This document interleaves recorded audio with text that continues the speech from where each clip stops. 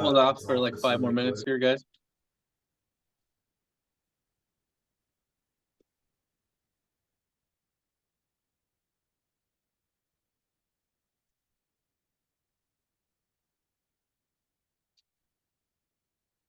Hey, everybody. How's it going tonight?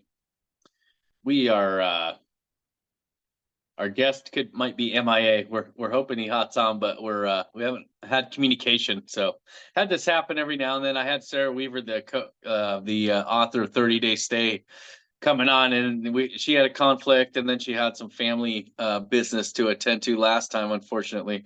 But we did finally book her again. Her and it's funny because Ziona and her both are in a similar market with midterm rentals, but totally different business models. They're both coming on in November. So if you guys are looking to do midterm rentals and free up some time, as use that as an exit strategy, it'll be some really good shows to catch. Also, Sarah's going to be speaking at BPCon in Orlando. If anybody's going with me, I'll be there. Hopefully I'll meet some people there. I got a lot of cool business partners that I've been doing business with that I get to meet for the first time in Orlando. That'll be kind of neat. The big dog, Kyle Frizzell himself. That dude's like 6'4". Did you guys know that? He's huge. I had no idea he was that big.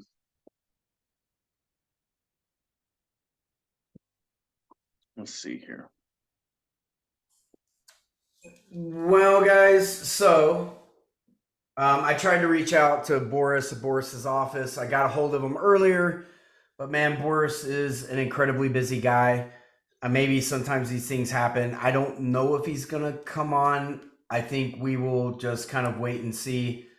Yeah, when I tell you Boris is a really, really busy guy, he's an extremely busy guy. He's an up and comer here. Well, he's an up and comer in the I would say he's already there in the multifamily space. He's just kind of a little known guy. He's not real big on social media. He doesn't do it the same way that Pace does. But when I tell you he's out there buying a lot of property, he's buying tremendous amounts of property. And yeah, he just closed, I think, on a $10 million, zero down property, but he's into property all over. So anyways, that being said, I tried to get a hold of him today, and I wasn't able to get a hold of him. And I think his office, I mean, he was there, but I don't know if he's run into a conflict. So we'll see if he comes in. But if he doesn't, that's okay too. Things happen. Fail forward. You just keep moving forward and figure it out. And all we'll do is, get him back on the show at a later date if he doesn't make it. But end of the day, yeah, man, Boris is an absolute powerhouse. He just got married, and for his honeymoon, he went on the wonders of the world, I guess, for their honeymoon. So basically got to see him on his Instagram fly from, Singapore to Africa to Australia to he flew all over the world with his wife for 2 weeks and went to go see all the wonders of the world. Must be nice, right? When you've got all that property, you can just take off whenever you want to. So that being said, if he comes in, man, fantastic. But if he doesn't, we'll hang out, we'll knock out the podcast, and we'll do it to it, man. We'll figure it out, right? Yep. So that being said, man, until Boris shows up, so I always start off with any wins of the week. Does anybody have any wins, any stuff that they've got going on? Lance? Nothing new? We've been having a lot of issues with title companies lately. And man, join the club. And we should have wins, but thanks to these title companies, we're behind on like 2 closings and getting paid on a few deals. So yeah. I wish I had better news, but yeah, it's coming. Well, man, I actually found out something about title, man. I've been trying to, do a loan on this multifamily space. It seems like it's been 3 months now ongoing. I still don't know if I'm going to get there, but we had to switch it. We had it in title where we opened it up. We had the wholesaler that I had told everybody about, where the wholesaler purchased it $350, but they wanted a $40,000 assignment fee, and I was like, "Guys, gotta be crazy. It's too much, right? But Yeah. okay, it's still a good enough deal. I'll pay you your fee. But then they just got kind of sideways, I guess, during the deal. And anyways, I ended up Mhm. basically finagling that thing until I got them at the end of their contract. And I just, I put 5,000 in earnest into title. And so basically on the day that their contract expired, I got it under contract with the seller. So I cut them out of the contract. I got it under contract. I left the 5,000 in title. And then I found out that, I can just switch over title company. So it can still be Mhm. open over there. I can still get the title commitment on it. I can still do everything that I need to do. And I'm just going to leave that $5,000 in there for them to never get it again. Right. So sometimes you just run into people like that. Right. Like Mhm. I just, yeah, I just really felt like after that, and normally I'm not like that, man. I'm all Yeah. about paying so their fee, but in this instance, man, this 72-year-old lady they were trying to take advantage of. They were being unethical, Yeah. had no morals. So I was like, fine, I'll just cut you out of the deal. No problems, right? Yeah, so I'm gonna basically Awesome. eternally leave that $5,000 in title and let it and not rescind on it, and then I'm gonna close it at another titling company. So yeah, we'll see if we get to the end of the deal, man. The hard part's been the loaning because it's a unique property, man. It's got a duplex, a triplex, and then it's got like a single wide mobile home that's been turned into a literal pier beam house. Like the mobile home sits in the middle of this 5 bedroom, 2 bathroom house. It's got a composite shingle roof now. I mean, man, you'd never even know that it was a single family mobile home. Like Wow. unless you're a appraiser or something like that.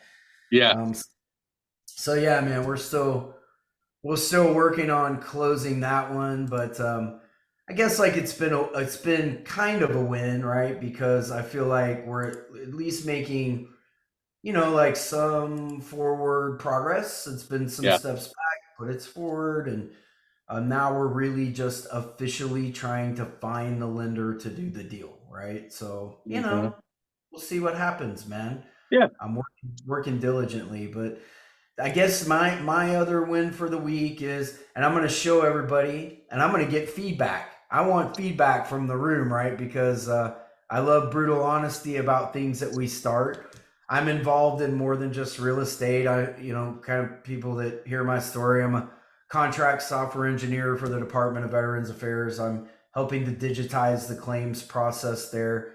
But I'm an Mhm. investor and I do other things. So we've been working to start an e-com platform.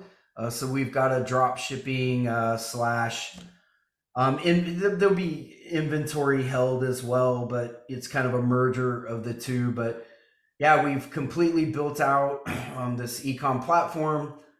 We've got it sitting on comments sold, which allows us to do like Facebook Live, TikTok Live, Instagram Live. So really the production person can be doing all of that selling, but we're managing kind of like all the inventory through Shopify.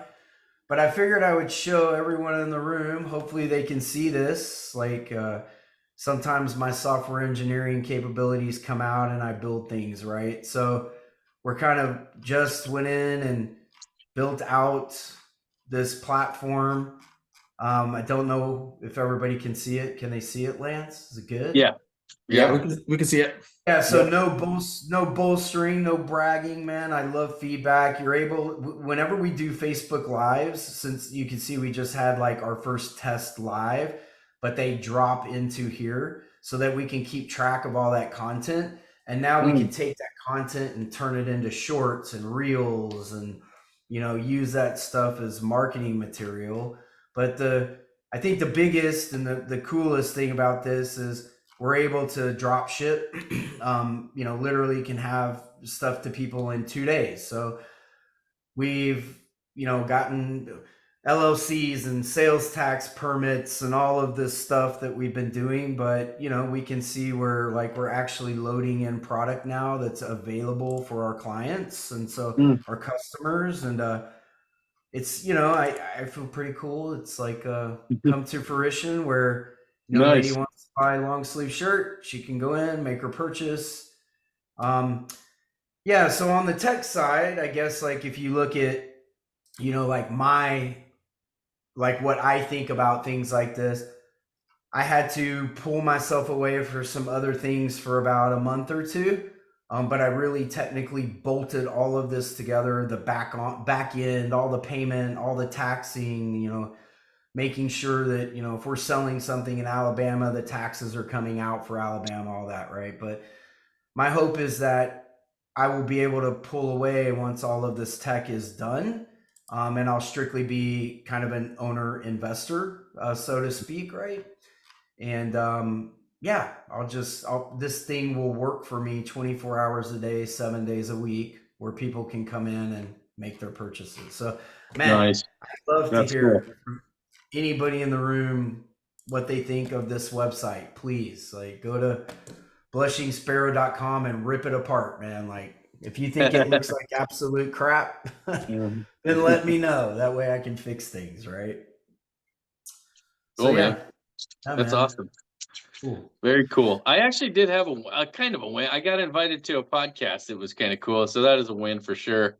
Getting in front of Awesome. more people, to add value, man. I mean, that's what it's all about. So I got to share about that foreclosure that I was able to basically my whole involvement was building a team, right? It was pretty Mhm. cool. I got to share that with a bunch of people and had a lot of good feedback. Tons of people in the comment section that were just like jacked up about some of the information I shared to help people learn how to just kind of monetize being a connector. Like you were the one that actually told me the first time, dude. You're like, bro, you're basically brokering these deals, but not brokering these deals, right? And I was just like, what? And Yeah. right after we had that conversation, I was like, okay, I'm gonna put myself in on a couple points on this next deal. But Yeah. yeah, Yeah. it's kind I, of I blown up mean, since then. and you've become, I mean, pretty much the man there, right? Like, if you think about that, I mean, I don't know. I guess like as a business person, right? Like I've always been really good at, and maybe you're like this, I don't know, but I've always been really good at knowing what my weaknesses are and Mhm. knowing what my strengths are and playing to my strengths. And then I feel like the military gave me a really good background to disseminate things, right? Mhm. I consider myself like in terms of leadership, I trust people to do things, right? Like, hey, Yeah. you're good at that. You're an adult. Go out and do that thing, right? Until you Yeah. prove me wrong that you cannot do that thing. And then I expeditiously pull you out of that thing, right? Right. But like, I don't know if Yeah. that plays for you, being a Yeah. connector where you're learning to hey, I'm good at this thing, and then I'm gonna go Mhm. find these other people that I can bolt on and make that thing even better. Yeah. Absolutely. Yeah. Yeah. And like I said, being a business owner, learning to delegate processes out, like, because I know I'm not good at the tech stuff. I'm not good. There's a lot of things I'm not good at that I've been starting to build a team to bring people on to help with certain things. But yeah, it was when I kind of got in that lane in that sweet spot, there was a lot of opportunity there. A lot of new gators were coming in and they didn't know what to do, and I was like, well, hey, I could find some deals. Started getting some deal flow, and then I started connecting these guys, the gators, and somebody was actually telling me, this lady, I can't remember her name, dang it, but I had a Zoom with her, and she's like, Lance, you're basically what you're doing. It basically reminds me of like your first junior high school dance, right? You got all the Mhm. boys lined up on one side, all the girls on the other, and you're the one coming together to coming and bringing them together. It's like borrowers and lenders and borrowers. They don't know where to go find the money or where to find the deals, and it's kind of, but and I take it a step further. We actually facilitate, and we're kind of a liaison in between the two parties. So we really take it another level, and I think that's why we've been so successful too. But yeah, you're right, man. Finding other people who are better and like to do the things that you don't like to do. That's what's been really Yeah. cool. Oh Finding man, those for people, sure. and I would just listen to that audio, Who Not How. That was life. I was like, oh damn, that book Mhm. was good, dude. I was like, ooh, made a ton of sense. Yeah, I think that I always have people tell me, and maybe I don't hear it anymore, right? Because I just, like you'll tell me, like, man, Damon's really hard to get a hold of, Justin, or everybody. That man, Hmm. Damon's really hard to get a hold of, and it's not because I want to be hard to get a hold of. It's because I've got all of these things going on, right? Hmm. And it's because I'm like, as a business person, I'm not all in on real estate. Like, I Hmm. love real estate and I'm all in when I go after a deal, right? When I go after, like, if I'm flipping, I'm going to be all in on that thing and I'm going to get it done and work it, 100%. Hmm. But I'm all in on businesses, right? Like this web thing. I mean, it's a business that I can create that makes me a passive investor at the end of the day. I'll have to put in Hmm. some upfront work, but then I Yep. have to trust that there are people that I'm going to bolt into this thing, man, that are going to get us to that, ten to $50,000 a month in revenue, which I have no doubt that this thing will do. It will get to a point probably pretty quickly where it's between $10,000 to $50,000 a month in revenue, and I'm sure that there's probably some burn rate on it, right, with Yeah. marketing and things like that. But at the Hmm. end of the day, I'm not trying to turn this thing into Uber, right? I just need it to make about $100,000 a year, $80,000 a year for me of passive income, right? And so Hmm. for me, I create all of these different types of processes, right? That just accumulate, right, to this bigger thing. And Hmm. I think if I hear you right, man, like that's kind of what you've done, right? Like you took something that you were good at, and I could tell that you were good at that. Not that I don't think like I pushed you into that thing. I think I just recognized like, man, like Yeah. you're good at that thing. You should Yeah. do that thing.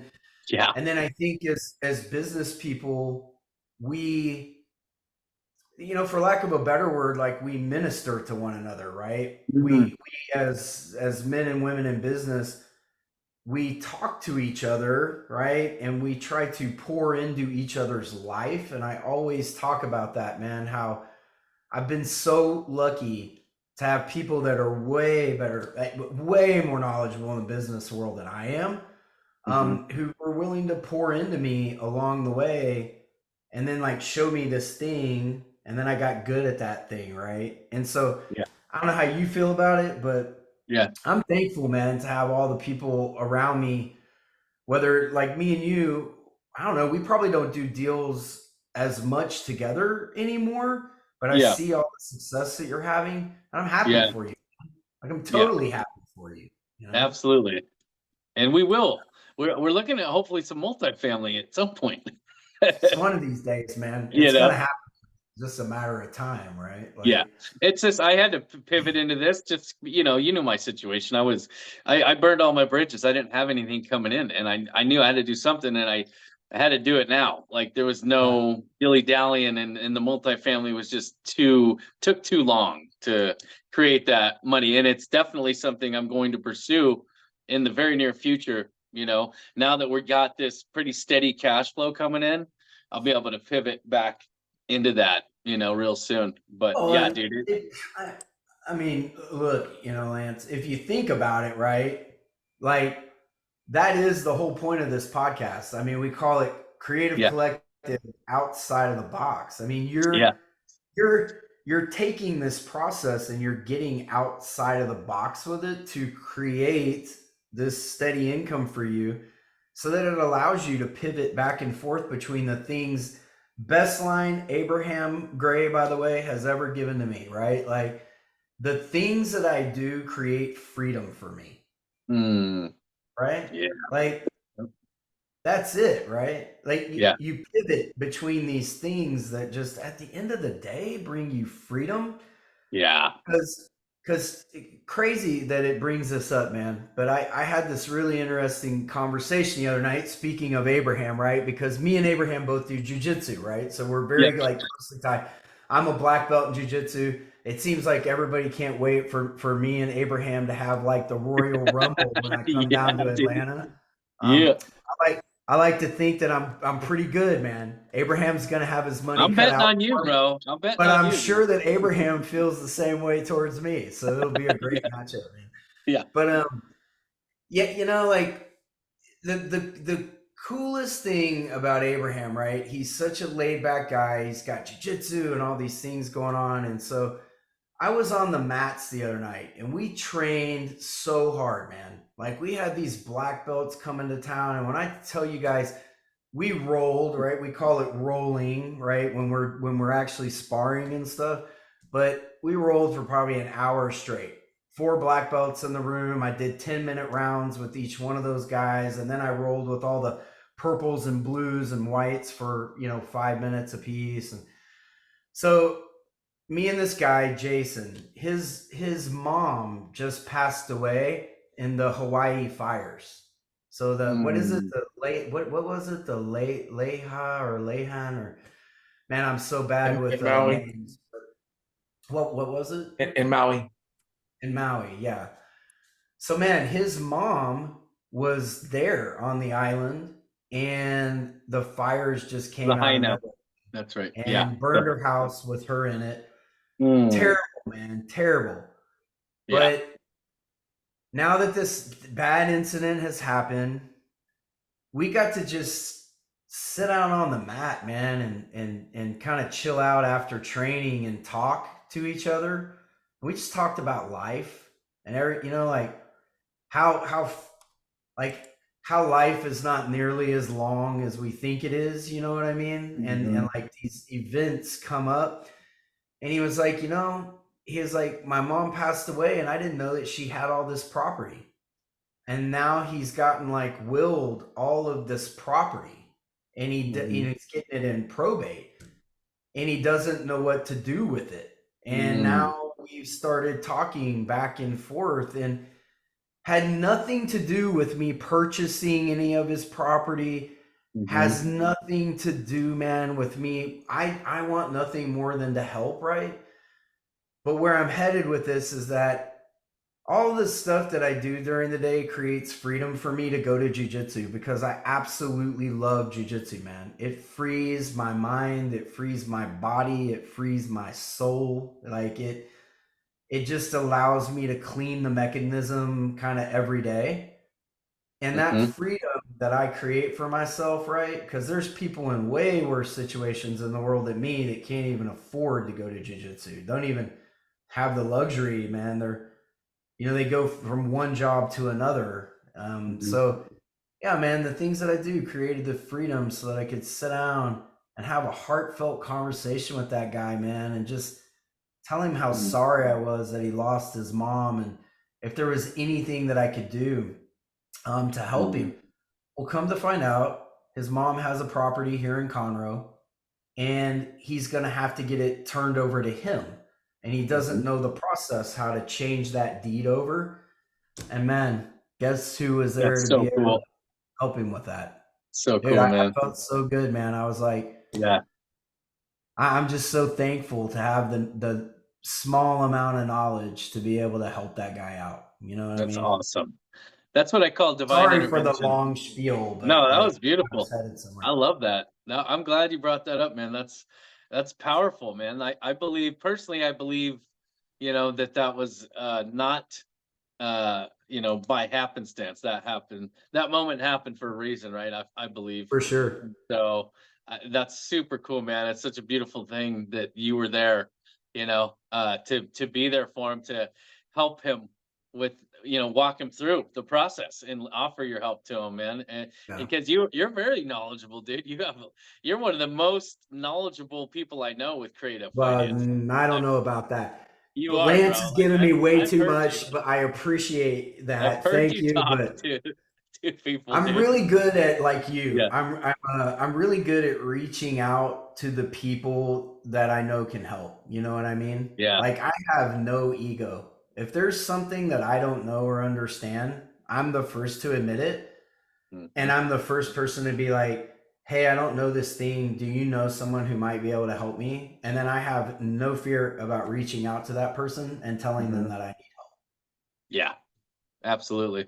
Yeah, I just That's a connected a hard thing couple for some people. people. Yeah, it's not always about money. I tell people all the time, I make connections all the time. It's not, my first and foremost, my number one goal is adding value to people, man. And like I'll connect people if I can, if I see an opportunity there, yeah, absolutely. I'll get myself into it. But I made some connections today. I connected Juan with the lady, a wholesaler who needs a dispo guy. Who was the first person I thought of? Juan. Juan, And I hooked him up. You the But man, Juan, brother. You the man, yeah, brother. Juan, the Dispo Man Padilla. You That's like yeah, you the man, brother. it's like the best but yeah, Dispo guy that I know, man. Yeah, well, good at so many things. Juan is too, right? yeah, But Dispo, he's amazing at. Yeah, yeah. I don't know, man. Like I think it's, to me, a lot of people have problem with that though. Like they think that they know everything, or they feel bad about asking, or whatever the mhm, reason is. But for whatever reason, like they don't reach out, they don't yeah, connect. And I'm the mhm, first one to tell you guys, I've got access to Lance's Zoom, man, because we in the podcast download the podcast every day, or at the tomorrow we have like a meetup after we do yep, this, and we download the podcast, and Juan puts it up on YouTube, and so it's a group effort, right? But yeah, man, I see how many Zooms during the week that Lance does, and guys, I'm telling you right yeah, now, that guy is on Zoom constantly. yeah, Is yep, it a paid account? Are you in the pro account, yeah, man? yeah. I had to get a Or paid do you account. do it for free still? Are you on the free account? No, we're paid. We had to get on the paid account a while back. Well, when we Yeah. started doing this, I hopped on it just in case. I was But gonna yeah. say It's Zoom's a like lot, bro. calling It's you a pretty lot, quick. dude, though, man. And that's what I tell people all the time. You have to be intentional about what you're doing, connecting with people. It's funny how few people understand what that means. I have to get into it with a lot of people because they don't truly understand what it means to be intentional when you connect with somebody and get Yeah. get on, get on another level. I when I talk to people, most of the time, man, I don't the first Zoom, I'm rarely talking business. We'll maybe get into business at the end, but right, I Yeah. want to know if I want to do business with you first and foremost, like because maybe we don't jive, maybe we don't click. You know what I mean? So I like to tell my story, and then I encourage people to tell their story. And you'd be Yeah. surprised how few people know how to tell their story, man. It's great. They'll be like, "Hey, tell me a little bit about." I'll tell them 10, 15 minutes from Palmdale to Oregon I want to be relatable and to everybody in my story. So I'll get people, they go, "Oh, yeah, I have a nursing background, and then I joined Gator last month," and I'm just like, "That's it."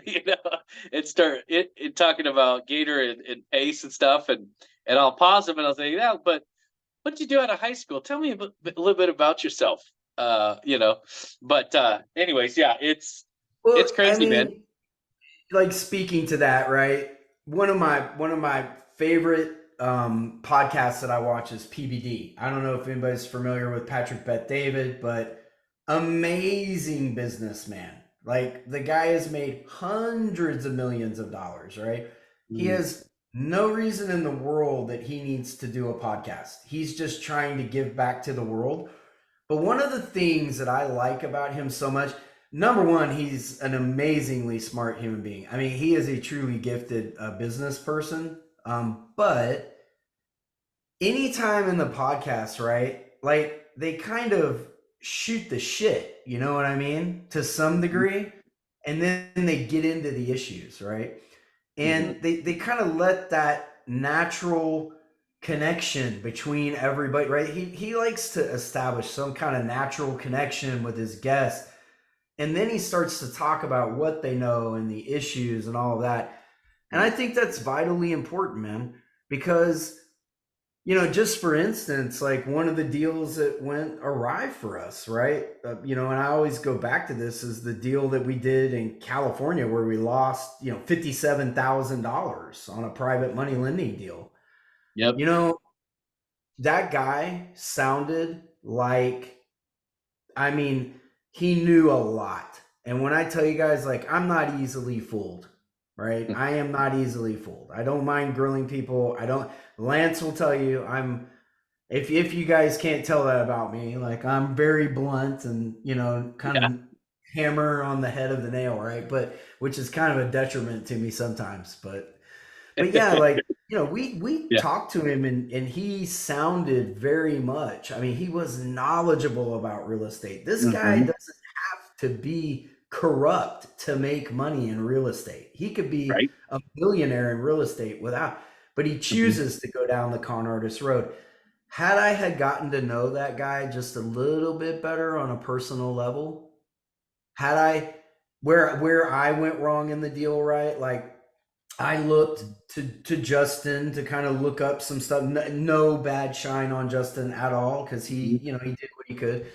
But like had we gotten to know that guy and looked him up online and I think really formulated some thought about who he was. Yeah. Now that I look back on it, I probably wouldn't have done business with that guy Hmm. just based on who he came across as I got to know him. Right? Hmm. Yeah. Yeah. That's Yeah. big. I Big tell the downfall. story a lot too, man. I tell because I ultimately we need to be transparent, and I tell Yeah. people the good, the bad, and the ugly, and I let them know things that could happen if you're not protected, if you're not careful. How we learned from that experience, right? Instructing title, but Yeah. Yeah. yeah, Yeah. that was a huge learning curve for all of us. Google search. We actually do background checks on anybody if we're lending on stuff now too, because Mhm. Pace and what is their name, Melanie, I think, or is it Melanie? No, yeah. Anyway, they did that Zoom about a couple And weeks Molly. ago. Is it? No, not Molly, that new gal. She vets Mel deals, man. Palmer. Oh, Mel, thank you, Mel. Yes, that's her. I had a one-on-one Zoom with her recently, and the reason why she started a business to vet deals and to vet borrowers is because guess what happened to her? Same thing. She got burned for some money. Yeah. And so she started, and she had a background in like looking in like doing background checks and stuff like for the government Mhm. or something like that. She was in Mhm. the military for a lot of years. So the Yeah. FBI, That thank well. you, Ryan. Yeah. FBI. She was in a little organization called the FBI. Right. Yeah, this little Yeah. company. They But don't yeah, know how to look you up at all, do they? that right. So but yeah. That's funny that you bring that up. I've got a Mhm. friend and she's a loan Mhm. broker and she's been doing it for 30 years. She's probably one of the most knowledgeable loan brokers I've met, right? And Mhm. I kind of equate loan brokers to the same as real estate agents. Like there are some real estate agents who know what they're doing, and there are a lot of real estate agents who don't. Like loan brokers are built the same. Let me tell you. But yeah, she's a very good loan broker, and she actually said something about that after that deal happened because she knows on the loaning side how to vet these people out, right? To make sure Mhm. that they are loaning to the right people. And she had mentioned starting a business much like that one. I think Yeah. that's amazing, right? Another Yep. outside of the box way to go Yep. about starting a business. I Yeah. think, yeah. Man, Exactly. I'll tell you one thing, Ari. I'm just noticing, man, all the wires that you got going on back there, man. I mean, back here in the corner on the wall, he needs a surge protector. Yeah, when the lights go out, Ari's whole room, the whole business just shuts down. It's on one light socket. That's That's funny. amazing, man. what's That's going on, great. Ari? Ari's a good dude, man. Oh, man. Yeah. Hi guys, how you doing tonight? What are you doing, man? How are you? Good, good, bro. Yeah, tell us about yourself, man. I don't know you. I know maybe Juan knows you. Let's see. I don't know. I'll talk about myself. That's a good one. Um, Hey, we were just talking about that. Be ready to tell your story at any moment. Yeah. Yeah. I'm a No pressure. Yeah. I'm a entrepreneur at heart, I guess. I'm in the food industry. I have been in and out of the food industry my whole life, pretty much. My parents had diners growing up, and then I had a bakery when I started. Like, didn't do much college, just 1 year of college, and then I went into business at the bakery deli. I'm in New York. I went in with a couple partners there, and I was still like, I wasn't such a great boy, but Mhm. I ended up, dabbling in things, and I got a woman pregnant, and What kind of things, man? Let's hear some of those things.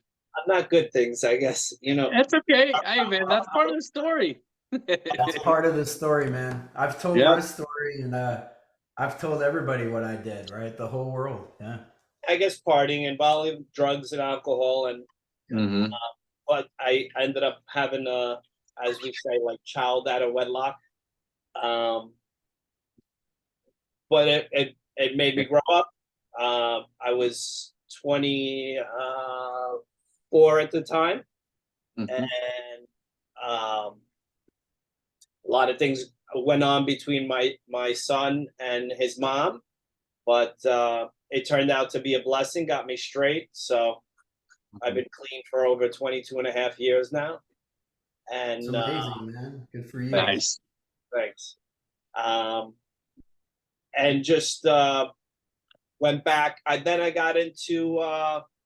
It was growing up. I was like a weekend dad. Every other weekend I would have him, and every Wednesday for a dinner visit because I wasn't with his mom.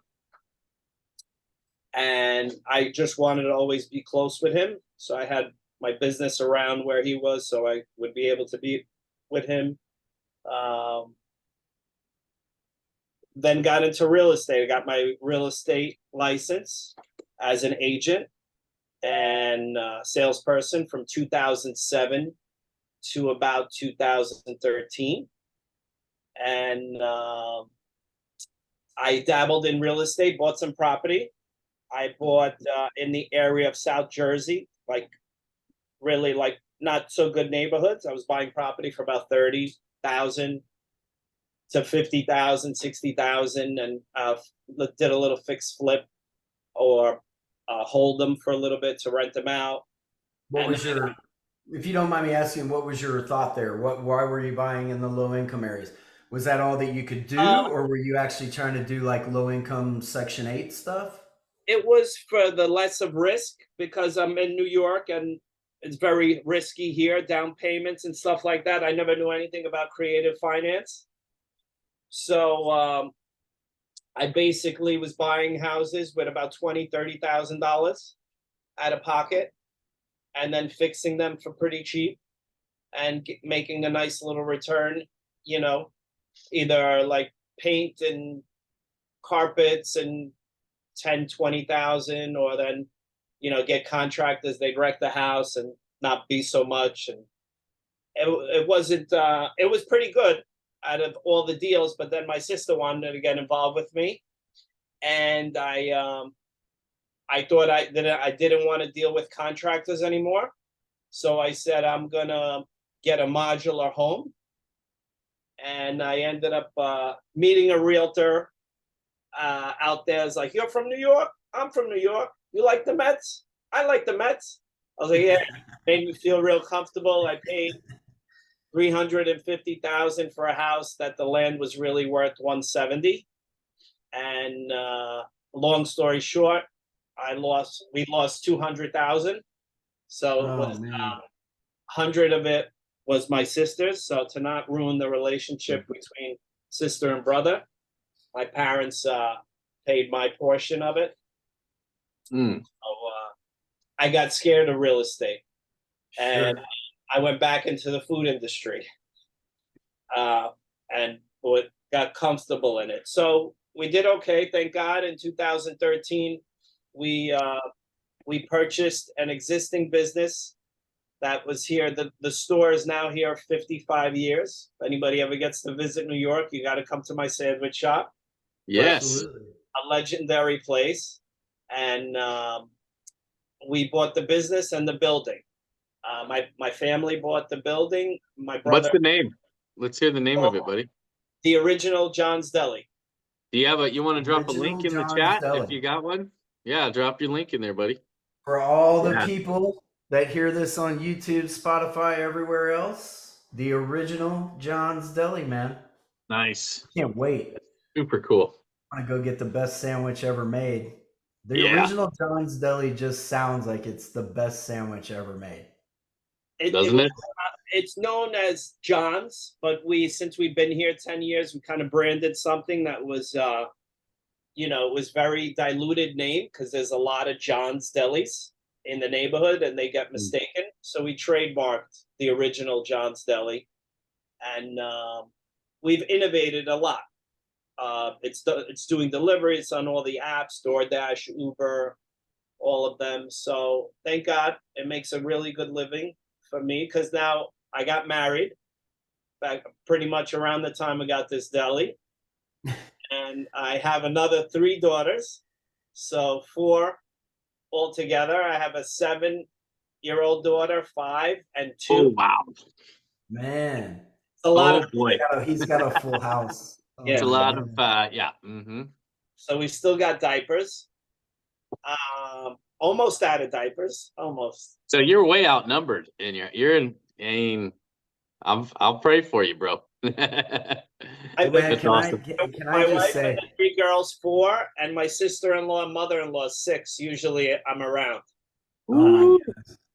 Well, can I just say, as having been in the military, I am Mhm. not the best with feelings, but my 4-year-old daughter is slowly teaching me how to be in touch with my feelings because Aw, she cries about everything. I mean, she's an absolute princess, man. Like no, that's cool. I mean, if you just tell her something the wrong way, man, she's gonna throw a fit about it. So yeah, I'm becoming softer in my old age, Ari. I'm sure, like you, That's same, great. right? Yeah, Love it. Great job, man, Ari. Man, that was man, killer, dude. killing it, That was a crushing great it, story, man. bro. Great story. Yeah, it's totally amazing, man. When I see people come into the room and like I think that's the coolest part of the podcast is that you can see other people, that come into the room and you can talk to Ari and you can see how you're doing it, right? It's your story, but when you look at that, like got scared of real estate, went into business, making money there, now maybe coming back over to real estate a little bit, learning about creative finance, but yeah, it sounds very much kind of the same as us, right? It's an entrepreneur at heart. You're looking for the way that you can make clean revenue at the end of the day, right? Yes, absolutely. Yeah, man, that's amazing. And Ari, I wish that you would put your email into the chat too, so man, people can get a hold of you if they've got questions. Whatever your contact is, put your deli, put all that stuff, and for sure, man. And somebody in the room send Ari an amazing surge protector so that all of his stuff doesn't shut off. That's We're funny. not that safe here. I'm just Like giving you a hard a time. fixed office. I'm giving you a hard time, man. I'm gonna be doing a deal with Ari soon. He knows it. I love Nice. it, man. Oh yeah. What kind of deal are y'all gonna do? So he actually was in a deal with me on a PML deal. So connecting him to a bar that came to me with a deal, and so Ari was interested, and so we were talking about that. And then this morning he reached out regarding a property in Killeen, and just kind of talked to him a little bit about that too. So Well, Nice. Ari, if you know anybody, I'm looking for 350K on a property that I'm buying right now. So it's a solid deal. So if anybody in the room knows anybody that wants to lend, let me know. Anyways, enough about me on that. Just that was a shameless plug, by the way, guys. Right. Yeah. So yeah, man. Anyways, I love that. Like, I think that's what me, Lance, and Juan live for, man. Like, that's the whole reason why we started this thing. I think eventually, initially it was about, multifamily and trying to all work together as multifamily, and we still do that. But at the same time, we do this and branch out to other people, and that's probably the coolest thing about what we do is that we get to bring people in here and meet, people from all over the place that are doing different things. And teach Yeah. me things, like Ari's probably Mhm. got way more just like strict business experience than what I do. And man, when I run into problems like how do you trademark a brand, right? This would be a great guy to know for that.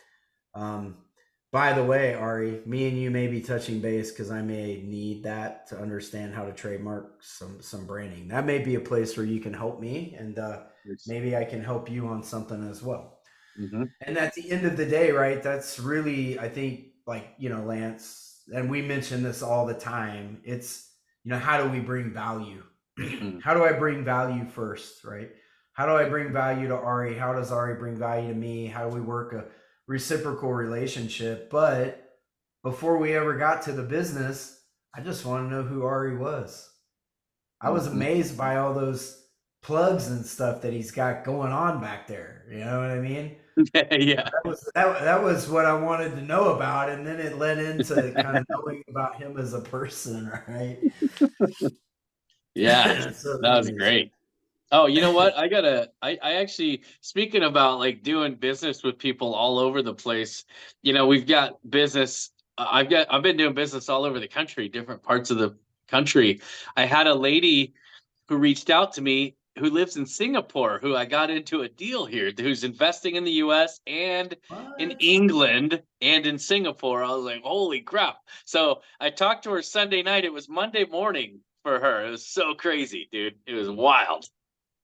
It was pretty And cool. that's funny that you bring that up. That's another cool thing. And of course, guys, I promise everybody in the room, I'm going to get Boris Sanchez on here. And when I tell you, Boris is a guy that you definitely want to hear from. Like, he is an amazing guy. Like, he's a very blue collar, like, started off, kind of blue collar guy, but he's not in the multi-family space in like a Vina Jetty kind of way, right? Mhm. He's definitely getting to those numbers. I think he's done about $1 billion at this point, worth, but I think he's more of a buy and hold. He's not doing like syndications and stuff like that. And that was really one of the reasons why I wanted to have him on, because when you see properties that he's selling here, he's getting into properties for these really low down payments. Like, he's got a company where he's structuring the whole loan for people,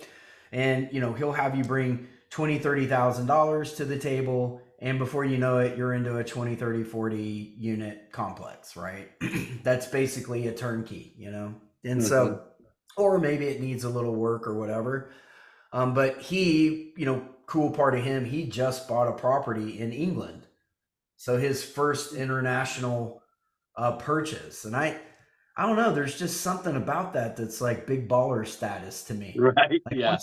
once you make the move from doing real estate here and then you buy overseas, it's not just about the real estate here. It's like, how do you manage? It's hard enough to manage here. How do you manage it when it's 3,000 miles away? You know what I mean? Yeah. I know. Well, and they also, I think they offer to loan you the rehab costs if you need that too, Hmm. right? Hmm. Yeah, it's pretty crazy, man. I've never Yeah. seen anyone else do that before. It's crazy. Well, I'm also interested to learn from him, or maybe somebody else, right? What the loaning looks like. Because I know, like Carl Allen. I don't know if anybody in here is familiar with the Dealmaker Protege, but Carl Allen goes out and buys businesses $0 down, which I have approached as well. We've almost gotten a deal on 3 separate occasions doing that, but Carl Allen, I think, can't do SBA loans because he's from overseas, right? Like, he Mm. owns a property in England. And so I'm wondering, I think it'd be cool to figure out how they're bridging that gap. I don't know if it's the same in England. If you have to be a resident there or not Mm. to buy property. Mm. Yeah, it's Anyways, just interesting. cool things that I'd love to learn. Yeah, always, absolutely. always new stuff to learn. Anyways, on another note, guys, so I talked everybody's ear off, but man, I do like to hear from other people in the room. Like, man, I'd love to hear if anybody's got wins or even losses or like what you're involved in, come on and consider it a free plug for yourself. Because guys, this does go up on YouTube, Spotify, Apple, all of the different platforms. And so yeah, we'd love to hear from you. You have an opportunity to come on and ask any real estate questions you might have, and or you can always come on and tell us about things that you're doing, because we love to hear about it. So if there's any questions in the room, man, feel free to raise your hands. Yeah, actually, I wanted to bring up something. So I got a couple of deals in the works, a couple of novations. What? Come on, And man. I love Yeah. novations, and I wanted to throw this out to everybody in the group. If you guys are not considering or thinking about novations, I would definitely implore you to do so. If you're not using novations as an exit strategy, you're missing out on opportunity. So given the market, it's and these guys pointed out, right? It's about dispoing, right? So you have to adjust to where the market's going and where the market's headed. So right now, trying to dispo to other investors has been very challenging, right? Typically, the only way that you're going to try to sell to an investor is if you got a very deep discount on a property, or two, you have a really smoking creative deal, right? That's how you're going to dispo these properties to investors. But what's happened right now is there's been a lot of investors that have kind of tightened the ship, and they kind of have tightened down and said, okay, I'm not buying any cash deals right now. If it's creative, I'll consider it, right? So what does that do? That allows for you to start really considering or think about pivoting. And so because of the fact that I've learned from this community and from Pace and all of the things that he provides to us, right? Leverage all the exit strategies, pivot. So I said, okay, well, if I'm not able to dispo to investors, well, guess what? Now I can pivot and start working towards novations and get these properties sold to a retail buyer. Keep in mind, a retail buyer has a different mindset than an investor does, right? A retail buyer, they're not focused on the profit. They're not focused on, what this thing's going to make them, how much it's going to cost them. They're emotionally tied to the property now. If they love the property, they love the schools, they love the area, they'll deal with fixing up the house. They'll deal with the little things that the house needs, and pay more for it. So just something to think about. If you guys, run across properties where, you need help dispoing the properties, I can definitely help you in trying to assess if that's the type of property you want to dispo, to an investor, or if you want to, wholesale it, novate it, novation, and any other exit strategy that, that we have at our disposal. Well, so I love that you. Yeah. One sec. Sorry. I love that you No, go brought ahead. that up, because I actually, as a real estate agent, to tell you guys how that can work, I'm working with a wholesaler right now on a novation. I've actually got a novation listed on the MLS for a wholesaler as we speak. And so I love that concept. I think it's an amazing pivot and it works for this market. But on that note, Ryan Costner had a question, and I think that you should definitely help him out with that, because I get it, man. Not everybody hears about what novations are. So let's talk a little bit about that so that everybody understands what they are. So Ryan, come on, man. Unmute and let's have you talk to Juan a little bit, and maybe he can give you a little understanding of what the novation agreement actually is. Sure. Yeah, I'm here. Just Go ahead, completely newbie to real estate. So, it's learning a new language. And so just picking up the vocabulary here and there. I've heard novation mentioned, but the ins and outs of the details of what actually makes up a novation and how it's done, zero clue. Gotcha. So innovation, really what it comes down to, what it is, let's say, I'm a wholesaler, right? So I wholesale and get a property under contract. And I have this contract now in my hand, and I can turn it around and assign the rights to this contract over to an investor, right? That's called an assignment. So now I'm assigning my rights to a end buyer. And so I'm assigning that over to the end buyer. The assignment is the fee that I'm going to charge for getting the property under contract finding the buyer, and then moving this over to them or assigning the property. Okay. That is one way of actually, disposing a property. Now, when you get into a novation, is traditionally I take that wholesale contract, right? Now, what I'm going to do is I'm going to work with a real estate agent, just like, Damon just mentioned right now. And I'm going to say, hey, Damon, I got a property here, right, that I want to go ahead and novate or put it on the market and find a retail buyer. Now, the retail buyer is going to come with a lender that's going to lend them money to buy this property, right? Well, lenders are going to look at that as a break in title. And so they're going to say, well, this wholesaler can't put this property on the market.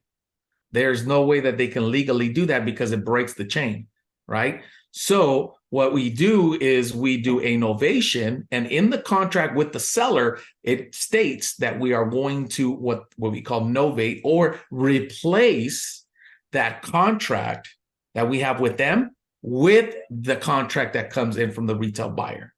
So now we are called novating or replacing that contract with a contract now that goes directly from the seller to the buyer without me being in the middle and causing a break in title, right? And so then I charge my fee as a wholesaler. Now I charge my fee as a marketing fee or a fee for me to release the notice of interest that I have on that property. I gotcha. Yeah. So, and where does that fee come from? Does that come from the end buyer? Does that come from the real estate agent or the seller?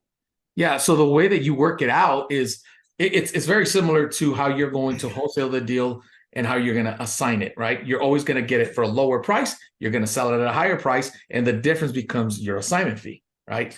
And it's very, very similar in an novation. The great thing about a novation is now you can increase your profits by selling the property for a little bit higher than you traditionally would to an investor, because an investor is going to pay at 70, 60% of retail value, right? Where a retail buyer is going to buy that property upwards up to 75, 80, 90% of that property value, right? Gotcha. So now you're making a bigger spread. And that's the reason why I tell you, consider novations. Okay. So it kind of sounds like in a way they're paying to get you out of the way.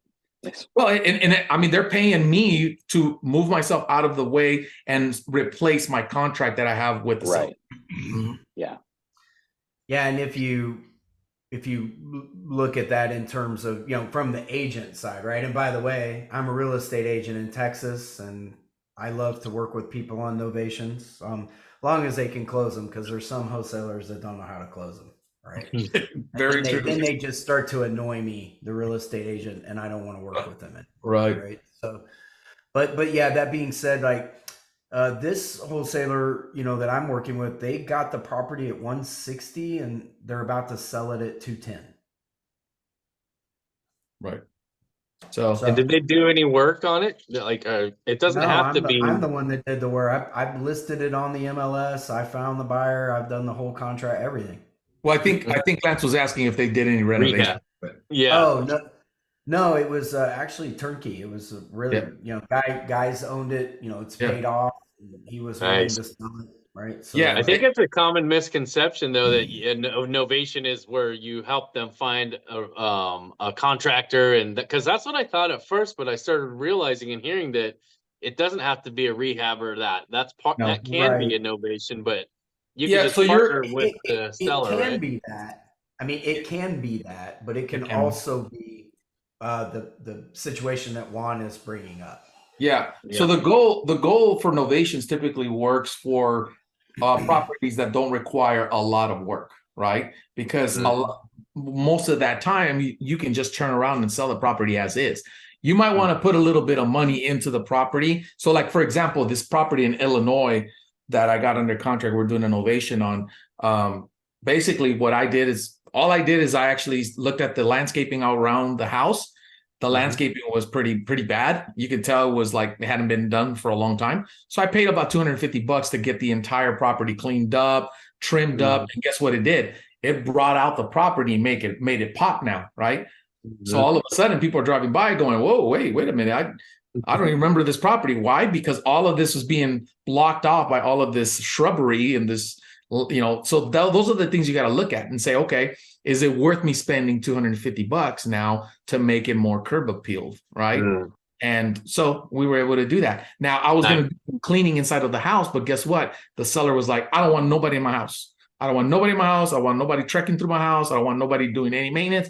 Perfect, no problem. Can you let me at least do the yard outside? He says, yeah, fine. have at it. So I worked with the seller, right? I got the seller what they wanted, right? I found his bunnies, I found his situation, I found his heartache, and ultimately I worked with them to be able to get this sold off or novated, right? But with little to no work out of pocket. Nice. That's cool. It's awesome, man. Brian, does that help to clarify what a novation is, or does that make it clear as mud? Yeah, it's definitely more watery mud at this point, right? So it's slightly clearer there. But I mean, it just seems like it's one of these things that's very depends on the situation, right? You can use a lot of different methods. But it sounds like you're taking two loose ends and you're the connector between the two. It's just like you're wholesaling, but now you're different. You're using a different approach and method in the middle to be able to make the deal happen and make it legal. So always remember that in a novation, you don't close as the buyer. You're basically assigning it still. That's still open, because now you're taking that from the seller. That's all you're doing. You're A to B, right? You're A to B with the seller. You have your contract with them, and then you drop off, and then you say with the novation, now you say, seller, I'm connecting you with the end buyer now. And so now it's A to C. Now it's A to C, and B is out of the equation, but I am still going to get paid at closing because I have an invoice that says I had the rights to this contract, and I had full right to be able to novate it. The seller's fully aware of it. And so now I get to go to title and be able to tell title, here's a novation transaction, right? And here are the contracts. Now, keep in mind, very important to have a title company that knows how to close novations, right? Not every single title company out there knows how to do it. So that's also something. And here's the biggest thing of it all, Ryan. Don't try to learn everything all at once, right? It's just the same thing that you learn from PACE. The best thing that you can do is partner and squad up with someone that knows, first and foremost, how to do it, has experience, but has a heart of a teacher and is willing to show you the way. There's a lot of people out there. Like, I mean, I'll tell you, when I first got started, unfortunately, I partnered and squatted up with individuals, but unfortunately, I'm like sitting here going, okay, this is great. You found me a buyer, but I had no idea what the process was. Like, they didn't walk me through the process. They didn't show me the way. I asked a ton of questions, which, they were always vague in their responses. And the way I looked at that was like, you're trying to keep me in the dark so I can keep bringing you more deals, right? And we'll continue to partner up. But ultimately, that's not the way it should work, man. The way that it should work is that the first time we get in a car, I'm driving, you're in the passenger seat. We're doing it together, right? We're driving together down the road. And then eventually we're going to swap seats. You're going to get on the driver's seat, right? I'm going to be in the passenger seat, and I'm going to make sure you're not, you're following the road correctly. And then eventually, guess what? I'm out of that car. And you're on your own. Well, let me ask you this too, because I'm actually in North Carolina where it's double close, right? So for the wholesaling side of it. So it sounds like a novation would eliminate the need for a double close. That's correct. Because you're just completely getting out of the way. That's correct. Okay. Which, got it. Again, bringing it from the agent or titling side of the house, it would be preferred that way, right? Because it's not that wholesaling isn't a completely necessary item and very useful, but whenever you get a third party involved in a real estate transaction, it convolutes things, right? And so you've got the seller, you've got the wholesaler, and now you've got the buyer. And if you look at this deal that I've been trying to do for upwards of 3 months. I think we're going on one, right? Like 3 months in there, 3-4 months. But yeah, so it's what muddied the water was the wholesaler, right? If we would have had a Novation, that would have been a really clean transaction, right? But again, it So the more becomes hands about involved, the more chances for things to go wrong. 100%. Yeah, it's 100%. Well, that and you've got you've got a wholesaler, right, who has the contract with the buyer or the seller, so there's that contract, but then the wholesaler assigns it to me, and now you have the contract between the wholesaler and the buyer, but then the wholesaler drops out of the picture, right? It can turn into a convoluted process sometimes. I mean, as Juan will tell you, some of these deals can get they can get a little stressful from time to time, right? And so that's another thing, man. Like a lot of time, I don't care to wholesale. That's not where I live. I'm a buyer. And so for me, like when I get like a wholesale deal or whatever, I bring it to Juan because the $10,000 assignment fee, let's say, not a big deal for me. Juan can go dispo that thing and really handle some of this stuff. And then me and him kind of split the fee. And so I would tell you, he is very much right about that. The first time that you go through a novation agreement, I would highly recommend going through it with somebody who knows what they're doing, because it's a little bit more tricky than just an assignment.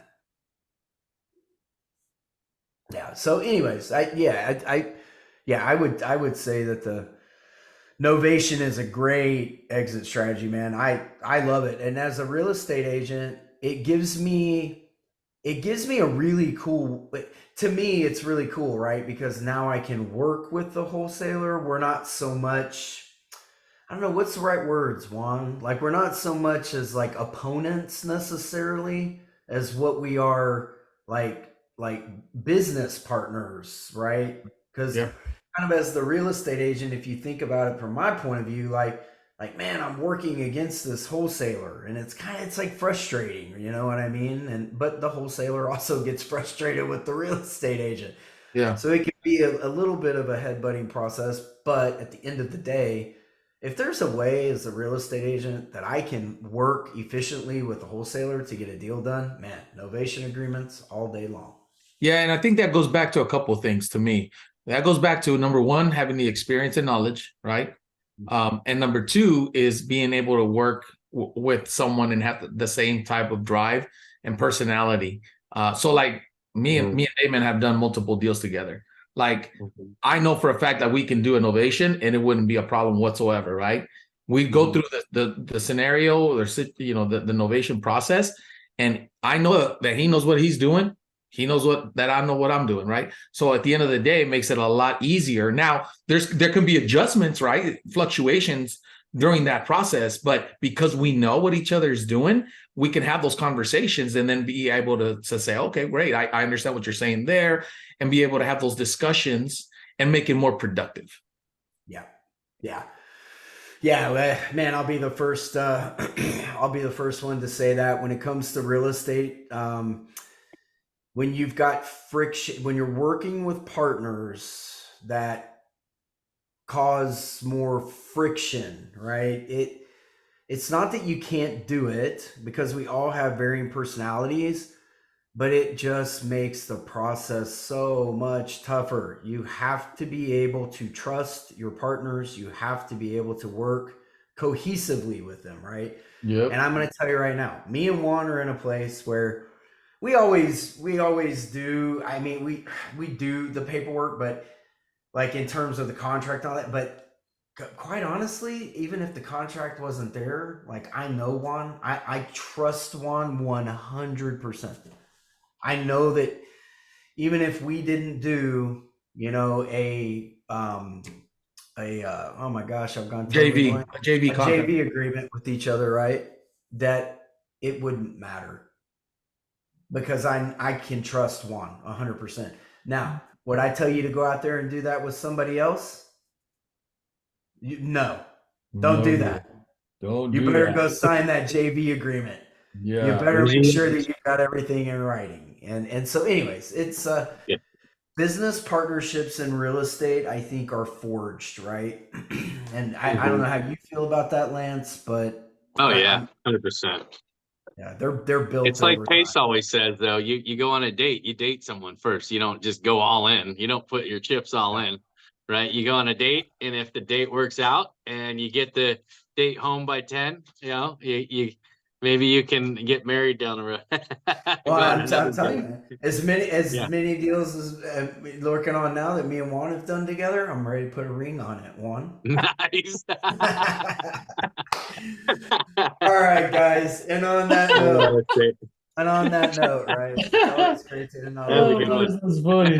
On that note, guys, it is now 7:09. I'm super sorry to everybody in the room that Boris didn't show up. However, trust me when I tell you, I will go back to the grindstone on that, and I will get Boris on this program because he's a really amazing guy to hear from. Lance got to hear him speak, I think, in Vegas, Yeah. right, Lance? Yes, So I did. he's a super Yep. interesting guy. So I Yeah. promise the community, I will work on getting that just like we've had to do with Sarah Weaver, right? Yeah. Exactly. And on that note, guys, anybody else have anything to add before we call it a night? Lance, Juan, no. Not Good really. show, Brother. Good show. Yeah, as I always come in at the end and say, again, I've been so That's it. appreciative of people that were willing to give their time and pour back into me over the course of my life, and it is my calling to try to help others and pour back into them with everything that I know. Right. That is what this podcast is for. That is why we are here. But we so much appreciate all of y'all's time that you come and spend with us every week, right?